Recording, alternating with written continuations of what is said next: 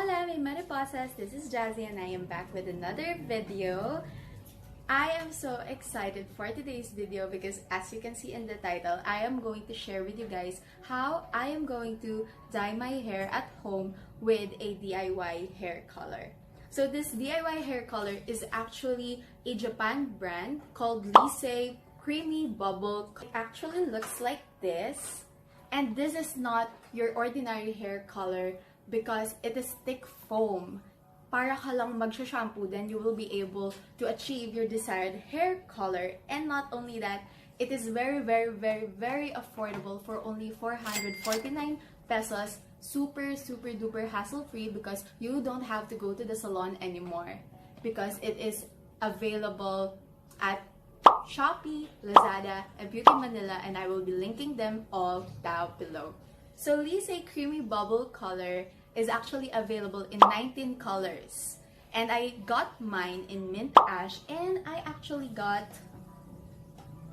2 because I have thicker and longer hair. That is why I need 2 boxes. This one is open already because I read the manual. It has everything you need before you start dyeing your hair. So before I start, I'm going to show you guys my current hair situation. Pina-highlights ko to exactly October last year, and look, sobrang haba na ng hinaba ng roots ko. Black na siya from here to here. And my highlights already faded. Sana nakikita nyo. So enough of the talking. Now, if you want to know how I'm going to color my hair with this Lise Creamy Bubble color and how my hair will turn out, then please continue watching.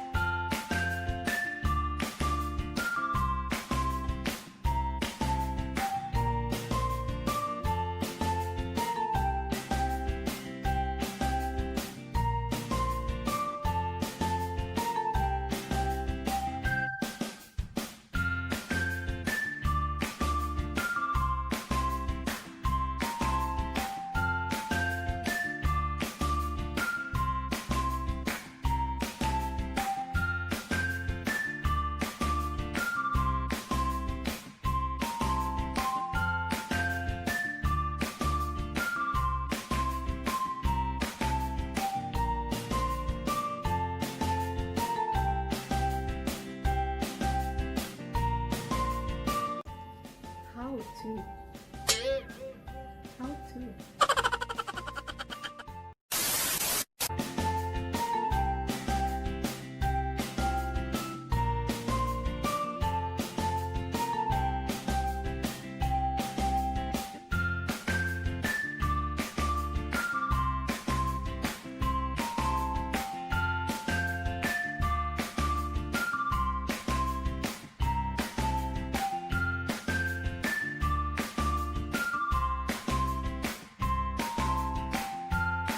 I'm just gonna wait for 30 minutes before I'm going to rinse it off.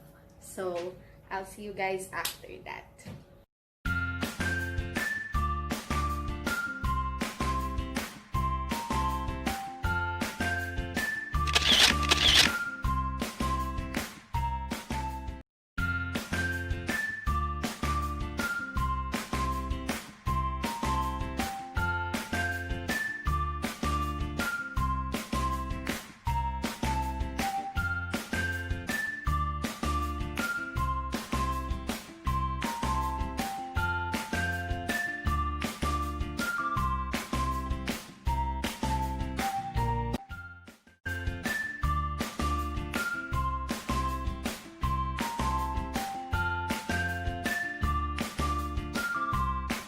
So ayun guys, overall, I super duper recommend this product. Super duper worth it niya for 449, diba?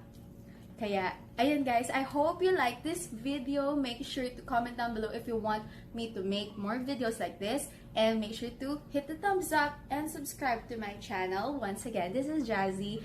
and reminding you guys to never fear, to spread your wings and fly. I will see you guys on my next one.